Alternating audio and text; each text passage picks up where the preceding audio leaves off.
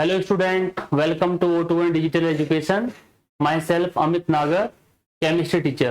Student, आज हमारा जो चैप्टर है क्लास 11th का, उसमें जो टॉपिक है, जो हमारा चैप्टर है some basic concept of chemistry, उसमें कुछ जो हमारा जो नया टॉपिक है वो है आपका the law of a chemical combination. उसको हम स्टार्ट करने वाले हैं। तो आई होप आपको ये जो टॉपिक है अच्छा लगने वाला है और बहुत ही इंटरेस्ट के साथ आप इसे सीखने वाले हैं। स्टार्ट करते हैं बेटा, स्टार्ट करते हैं।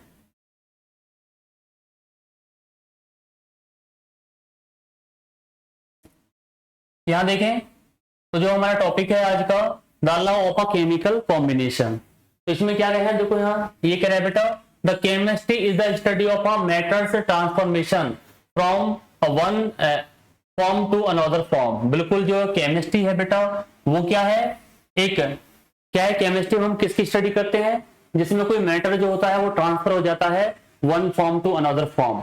और जब वो ट्रांसफर होगा तो ट्रांसफर होने के बाद वो न्यू कॉम्बिनेशन बनाएगा। तो जब वो जो पार्टिकल्स हैं वो आपस में क्या होते हैं, ट्रांसफॉर्म होते हैं, तो वो आपके क्या है, मॉलिक्यूल्स बनाते हैं, आपका कंपाउंड्स बनाते हैं। ठीक है, तो उसमें यहां देखें these transformations are frequently caused by the interaction of a two different type of a matter। ये कह रहा है कि जो ट्रांसफॉर्मेशन है इसका ये किसके कारण होता है कि जब टू डिफरेंट टाइप के जो मैटर्स हैं उनके बीच में इंटरेक्शन होता है। तो जब दो डिफरेंट टाइप के मैटर्स आपस में इंटरेक्ट करते हैं तो एक न्यू कॉम्बिनेशन बनता है।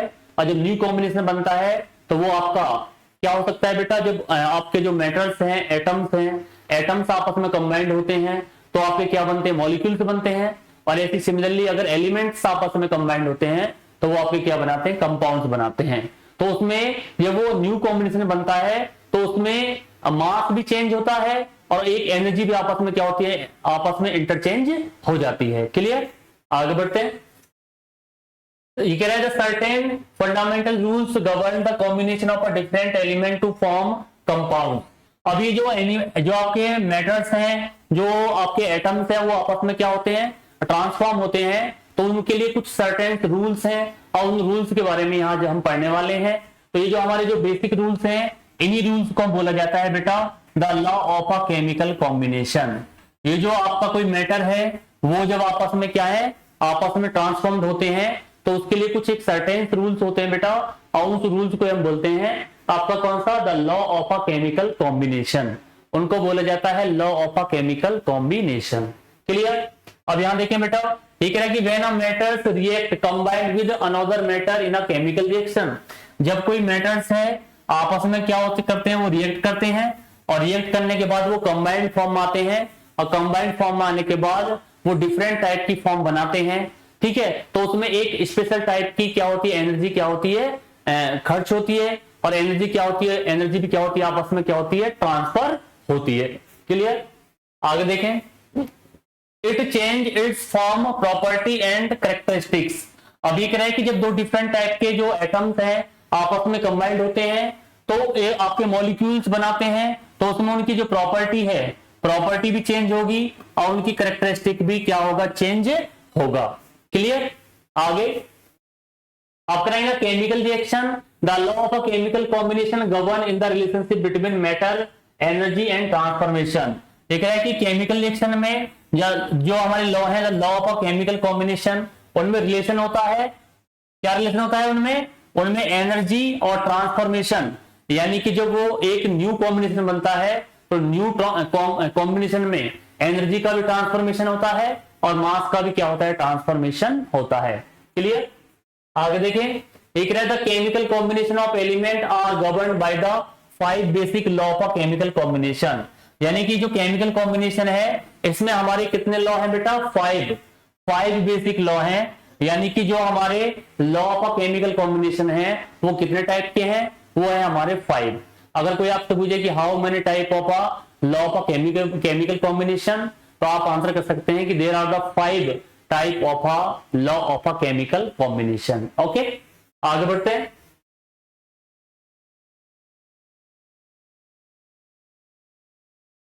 यहां देखें बेटा, अब ये है हमारे law of a chemical combination. ये जो हमारा लॉ ऑफ केमिकल कॉम्बिनेशन है उसको कितने पार्टों में डिवाइड किया है, वो 5 लॉ है हमारे। तो पहला है हमारा प्यारे बच्चों, पहला है हमारा कौन सा, law of a conservation of mass. पहला है हमारा law of a conservation mass. दूसरा है प्यारे बच्चों हमारा कौन सा, the law of a definite proportion, law of a definite proportion. और तीसरा है आपका law of a multiple proportion. और आपका फोर्थ है आपका Gay Lussac law of a gases volume, यानी कि जो गे लॉसेक थे उन्होंने एनालिसिस किया किस पर, वॉल्यूम ऑफ गैसेस, जो गैसेस होती हैं हमारी उनका जो वॉल्यूम होता है उसको एनालिसिस किया किसने, गे लॉसेक। तो फोर्थ लॉ हमारा कौन सा है प्यारे बच्चों, वो है आपका Gay Lussac law of a gases volume. और लास्ट वाला जो लॉ है वो है हमारा आवोगाद्रो लॉ। आवोगाद्रो जो थे उन्होंने क्या बताया था, अमाउंट ऑफ सब्सटेंस को डिस्क्राइब किया था और उसमें वैल्यू बताई थी किसकी, मोल्स की 1 मोल्स की वैल्यू बताई थी। तो मोल्स के बारे में डिस्कस किया था किसने, आवोगाद्रो। अब आगे बढ़ते हैं, पहले लॉ को हम पढ़ते हैं बेटा, पहले लॉ को हम पढ़ते हैं, ठीक है।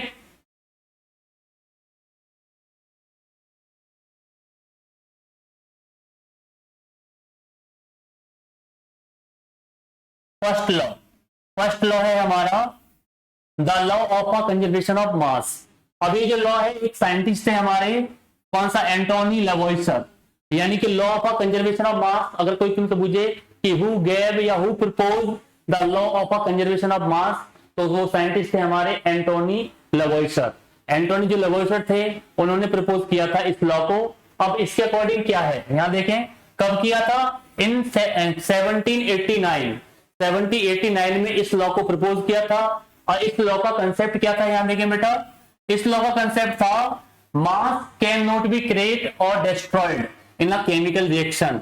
यानी कि ये कहना चाह रहे थे कि जो मास होता है उसको ना हम क्रिएट कर पाते हैं और ना उनको हम डिस्ट्रॉय कर सकते हैं इन अ केमिकल रिएक्शन। यानी कि ये one form to another form क्या होता है, चेंज हो जाएगा, लेकिन इसको ना तो हम क्रिएट कर पाते हैं और ना इनको हम डिस्ट्रॉय कर पाते हैं, किसको बेटा, मास को। तो ये इसका स्टेटमेंट यही था इस लॉ का पहले वाले का, कि mass neither can be create और not destroyed in a chemical reaction.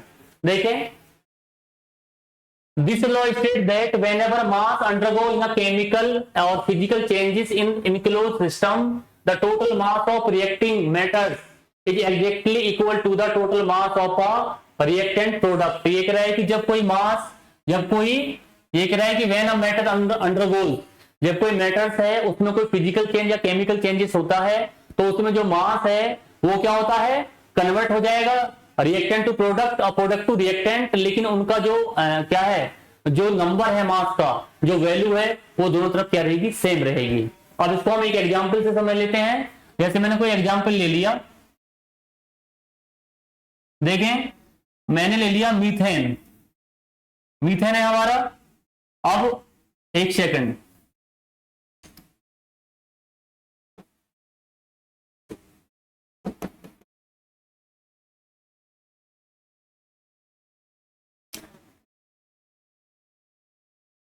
देखें मैंने ले लिया आपका मीथेन हमारा CH4 होता है। इसको बर्न कराया, और बर्न हमेशा किसकी प्रेजेंस में होता है, ऑक्सीजन की प्रेजेंस में। और जब आप इसको बर्न कराते हैं तो ये हमें क्या देगा, इसमें से क्या निकलेगी, CO2 आपका कार्बन डाइऑक्साइड होता है, और प्लस जो वाटर है वो भी निकलेगा वेपर फॉर्म में। तो जो आपका मीथेन है ये हमारी कौन सी फॉर्म में है, गैस फॉर्म में है। ऑक्सीजन भी हमारी कौन सी फॉर्म में बेटा, गैस फॉर्म में है, ओके। और जो कार्बन डाइऑक्साइड है वो भी हमारे यहाँ पे गैस फॉर्म में है, और जो आपका वाटर है यहाँ पे वो भी वेपर फॉर्म में रहेगा। अब इन दोनों तरफ अगर इनका हम मास देखें तो प्यारे बच्चों आपको पता होना चाहिए, मीथेन है, मीथेन में 2 एलिमेंट है, एक तो कार्बन और एक आपका हाइड्रोजन। तो इन दोनों का अगर मास का हम सम करेंगे तो इनका जो मोलर मास होता है वो कितना होता है, 16 ग्राम होता है, 16 ग्राम हो गया आपका। और जो ऑक्सीजन होता है उसका जो मास होता है वो 16 होता है, ठीक है। लेकिन कितने एटम है, 2 एटम है, तो कितना हो जाएगा आपका, यहां देखें। पहले हम क्या करते हैं, इससे पहले हम ये देखते हैं कि पहले इक्वेशन को हम बैलेंस कर लेते हैं। जब इक्वेशन को बैलेंस करेंगे तो यहाँ पर कितनी मल्टीपल हो जाएगी, 2 की, और यहाँ पे भी कितनी हो जाएगी, 2 की। अब हमारी इक्वेशन बैलेंस है। तो जो ऑक्सीजन एटम होता है उसका मास होता है बेटा 16, लेकिन यहाँ पे 2 एटम है तो कितना हो जाएगा 32। और क्योंकि 2 मॉलिक्यूल्स इसमें इन्वॉल्व हैं तो कितना हो जाएगा 32 इंटू 2। ऐसी सिमिलरली जो CO2 है उसका मोलर मास होता है आपका 44 ग्राम्स। 44 ग्राम्स हो गया। इसका कितना हो गया आपका, ये आपका हो गया 64 ग्राम्स। 64 ग्राम्स हो गया। और ऐसे ही आपका जो वाटर है उसका कितना होता है 18, लेकिन 2 मोल्स है तो 18 टू जा कितना हो गया आपका 36 हो गया 36। अब दोनों साइड के जो आपका मासेस है उनका सम करेंगे तो कितना आएगा 16 और 64 आपका हो गया आपका 18 ग्राम्स। ऐसी इधर का 44 और 36 कितना हो गया हमारा, इसका भी कितना हो गया 18 ग्राम्स। यानी कि जो दोनों तरफ का जो मास है वो क्या है इक्वल्स है।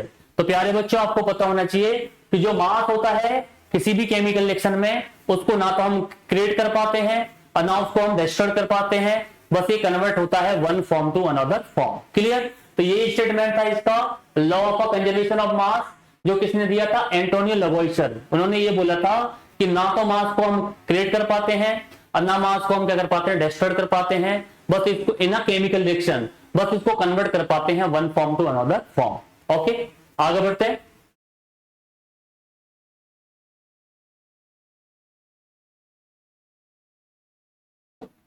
देखें यहां पे एग्जांपल लिया हुआ है वाटर का। यहां देखें एक रहा है कि 2 मोल्स ऑफ हाइड्रोजन, और जब 2 मोल्स ऑफ हाइड्रोजन का मास कितना हो जाएगा आपका 2 ग्राम्स हो जाएगा, प्लस ऑक्सीजन के 1 मोल्स का जो मास है आपका कितना हो जाएगा 16 ग्राम। तो ये हमारे क्या बनाते हैं, ये हमारा वाटर बनाते हैं। क्या बनाते हैं बेटा, वाटर बनाते हैं। तो वाटर हमारा कितना है, वाटर का जो मास होता है बेटा वो कितना होता है आपका मोलर मास आपका 18 ग्राम होता है। अब यहां देखो 16 और आपका 2 दोनों मिलकर कितना हो जाएगा 18। तो इससे बेटा ये हमारा आपका हो गया हाइड्रोजन H, ये आपका हो गया ऑक्सीजन और ये आपका किसका होगा आपका वाटर हो गया H2O। तो यहां देखें तो दोनों तरफ जो मास है रिएक्टेंट साइड और प्रोडक्ट साइड दोनों क्या है सेम है। तो वो इस रूल को क्या करता है फॉलो करता है कि मास को ना तो क्रिएट करते हैं ना डिस्ट्रॉय कर पाते हैं केमिकल रिएक्शन में, बस कन्वर्ट हो जाता है one form to another form. Okay आगे बढ़ते हैं।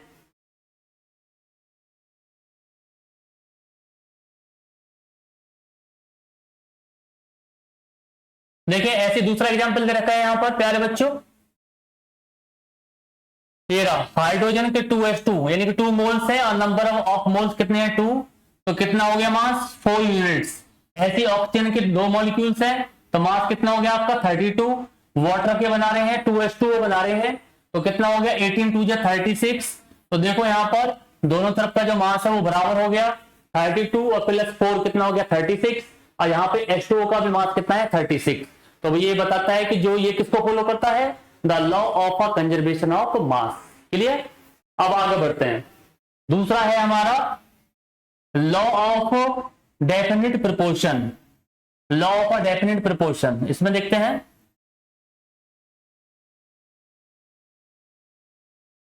लॉ ऑफ डेफिनिट प्रोपोर्शन जो है इसको कब प्रपोज किया गया 1799 और साइंटिस्ट थे जोसेफ लुईस फ्रोस्ट। हमारे साइंटिस्ट थे कौन से Joseph Louis Frost develop and propose this law.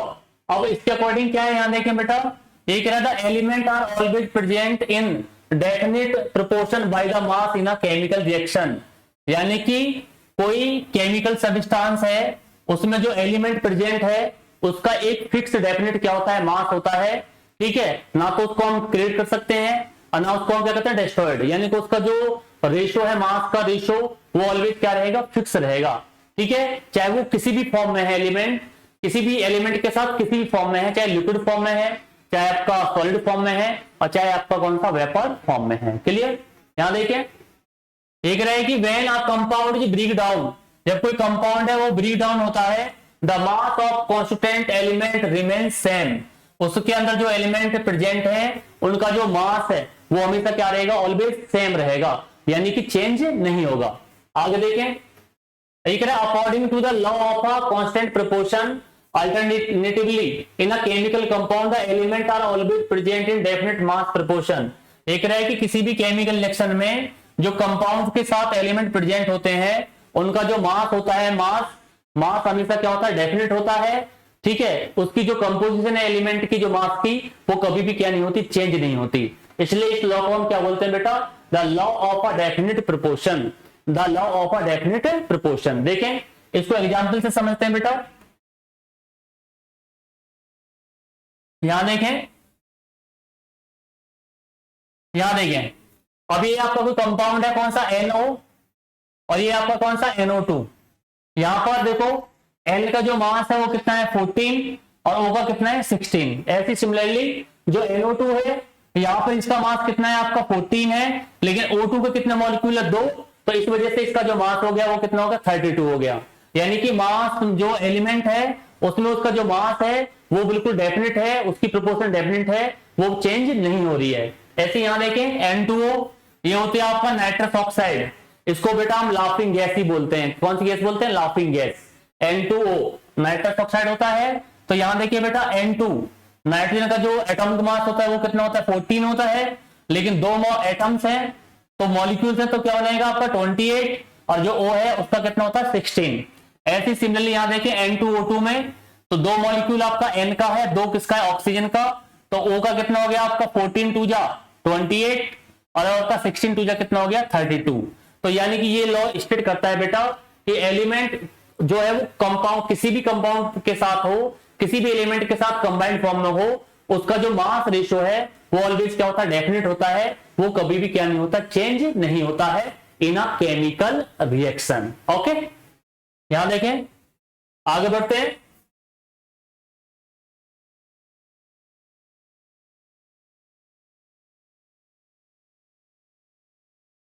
Third law पे आते हैं। अब थर्ड लॉ है आपका कौन सा, law of a multiple proportion. अब इस लॉ को किसने दिया था, डाल्टन, जो डाल्टन थे उसने इस लॉ को प्रपोज किया था। कब किया था, 1803, ठीक है, 1803 में, ठीक है, इसको क्या किया था बेटा, प्रपोज किया था। ठीक है, this law state that if two element combine to form more than one compound, अगर दो एलिमेंट हैं और वो क्या है, कंपाउंड बनाते हैं, 2 and मोर देन 2 कंपाउंड बनाते हैं, ठीक है, their mass in reaction are in the ratio of small volume numbers. एक रहे the mass of reaction in the ratio of small whole numbers, यानी कि उनका जो मास का जो रेशियो है वो एक स्मॉल क्या होगा, वॉल नंबर होगा, कंप्लीट नंबर होगा। क्लियर, तो यहां देखें, एक रहा है according to the law of multiple proportion when two element combine to form more than one compound। एक रहा है कि जब दो एलिमेंट हैं और वो आपस में कंबाइंड होते हैं, और कंबाइंड होने के बाद क्या है, 2 and more than 2 क्या बनाते हैं, कंपाउंड्स बनाते हैं बेटा। तो ये कह रहा है the mass of one element combined with fix mass of other element will always the ratio of wall numbers, यानी कि उनका जो मास का जो नंबर होगा वो जो फिक्स होगा, वो एलिमेंट जिस दूसरे एलिमेंट के साथ क्या होगा, कंबाइंड फॉर्म में आएगा, तो उनका जो रेशियो होगा वो क्या होगा, वॉल नंबर होगा। वॉल का मतलब कंप्लीट नंबर होगा, यानी कि जो एलिमेंट्स हैं वो चाहे कितनी भी कंपाउंड्स बना लें किसी दूसरे एलिमेंट के साथ मिलकर, उनका जो रेशियो है, मास का रेशियो, वो कभी भी क्या नहीं होगा, चेंज नहीं होगा। क्लियर, तो ये क्या है आपका law of a multiple proportion, law of a multiple proportion. अब एग्जाम्पल से समझते हैं।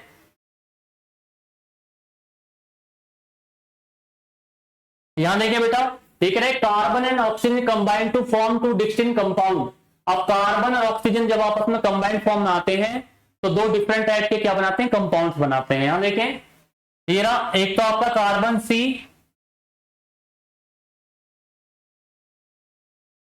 यहां देखें कार्बन और प्लस O, ये दोनों मिलकर बनाते हैं आपका CO। CO होता है आपका कार्बन मोनोऑक्साइड। अब जब कार्बन मोनोऑक्साइड होता है, यहां पे देखो, ठीक है, कार्बन मोनोऑक्साइड, तो इसमें जो दोनों का जो मास रेशो है, यहां पर देखिए कार्बन का कितना है 12 और ऑक्सीजन का कितना है आपका, कितना है 16।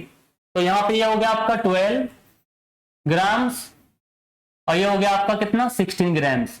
तो आपका कार्बन मोनोऑक्साइड का दोनों का है तो कितना हो जाएगा ये आपका 12 और प्लस 16, तो आप दोनों का ऐड करेंगे कितना हो जाएगा, ये हो जाएगा 28 ग्राम्स और ये भी आपका कितना हो जाएगा 28 ग्राम्स हो जाएगा। क्लियर, सिमिलरली जो दूसरा का एग्जांपल है आपका वो है आपका CO2।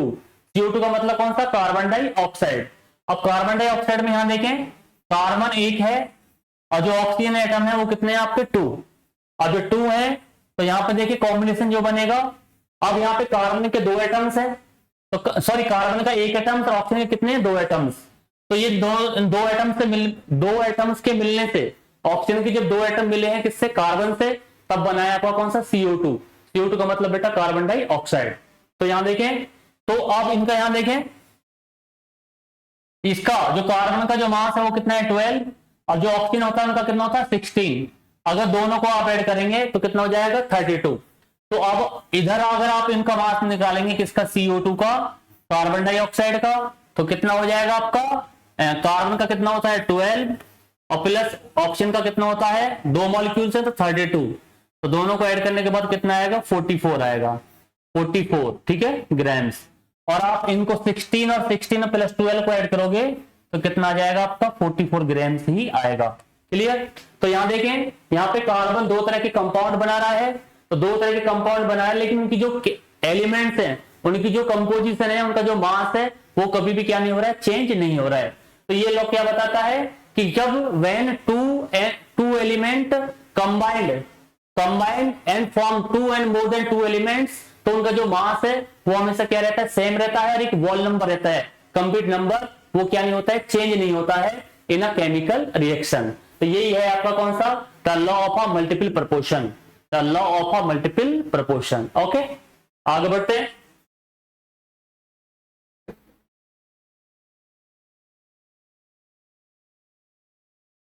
अब आपका फोर्थ लॉ की बात करते हैं।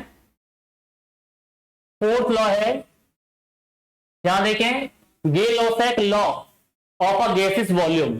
जो गे लॉसेक थे उन्होंने एक लॉ को प्रपोज किया और उन्होंने किसके बारे में दिया, volume of gases, volume of gases के बारे में बताया। यहां देखें गे लॉसेक, ठीक है, propose this law based on the observation इन 1808।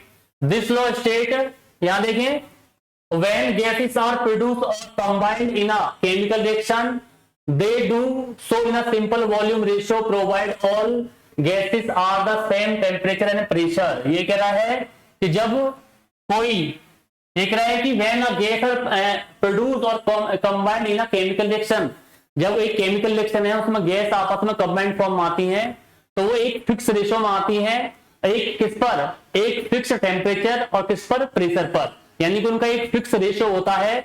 जब कोई गैस होती है आपस में कंबाइंड फॉर्म में आती है, तो वो कंबाइंड होने के बाद क्या है, वो डिफरेंट टाइप के क्या बनाती, कंपाउंड बनाती है। तो उनका जो गैसेस का जो वॉल्यूम है वो हमेशा क्या रहेगा, फिक्स रहेगा एट अ फिक्स टेम्परेचर और फिक्स किस पर बेटा, प्रेशर पर। तो यही लॉ स्टेट करता है आपका कौन सा, Gay Lussac law of a gases volume. यहां देखें, यहां पर हाइड्रोजन है आपका, ये रहा, इसके 2 वॉल्यूम है यहां पर, और ये ऑक्सीजन का कितना, 1 वॉल्यूम। ये दोनों मिलकर बना रहे हैं क्या, वाटर, और इन्होंने वाटर का कितना वॉल्यूम बनाया, 2 वॉल्यूम बनाया।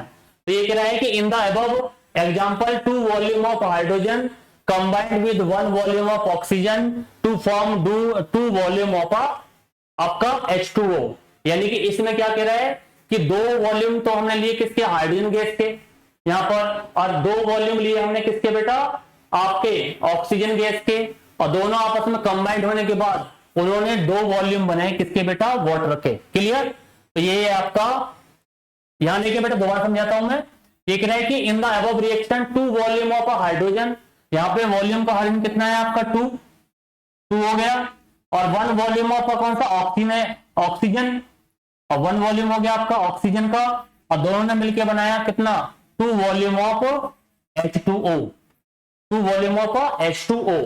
तो ये जो लॉ है वो ये स्टेट करता है कि जब गैस आपस में कंबाइंड होती हैं, कंबाइंड होने के बाद वो जो डिफरेंट क्या बनाती, कंपाउंड बनाती हैं, उनमें उन गैसों का जो वॉल्यूम होता है वो एक फिक्स रेशियो में होता है, एक फिक्स टेम्परेचर पर और एक फिक्स किस पर, प्रेशर पर। क्लियर। तो ये एग्जांपल इसको शो कर रहा है कि यहाँ पे 2 वॉल्यूम किसके हैं आपके, हाइड्रोजन के, और 1 वॉल्यूम किसका है आपका, ऑक्सीजन का।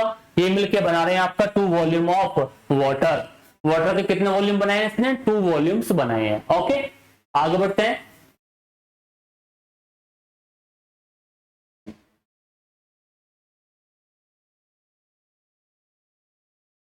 नेक्स्ट, नेक्स्ट है आपका आवोगाद्रो लॉ।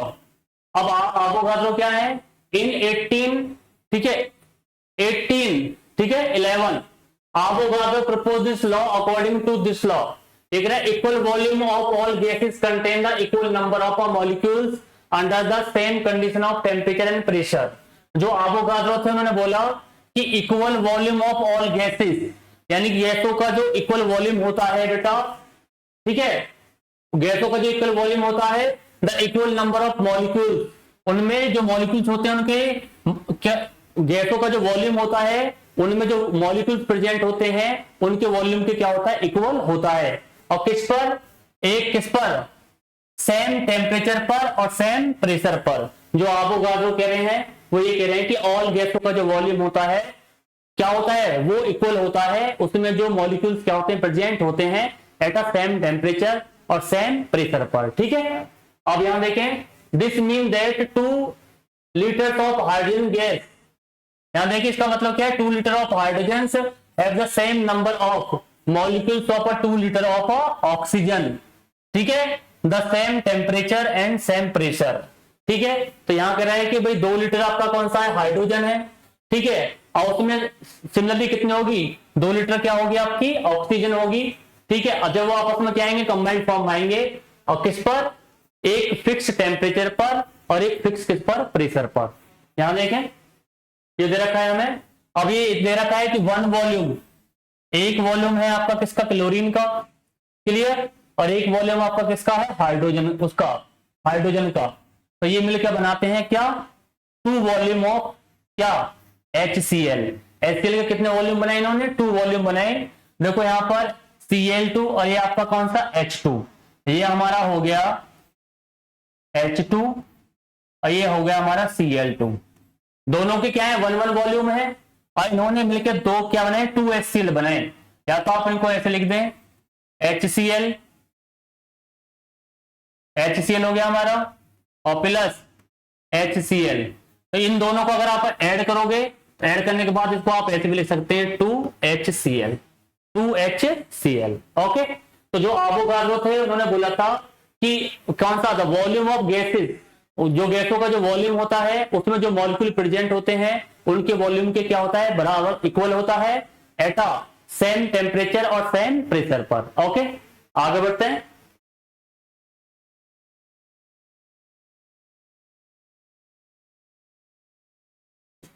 ठीक है, अब यहां देखें, जो आपके जो आवोगाद्रो थे उन्होंने मोल्स की वैल्यू भी बताई थी, ठीक है, अमाउंट ऑफ सब्सटेंस। यहां देखें, a mole is a unit of a measurement of a substance.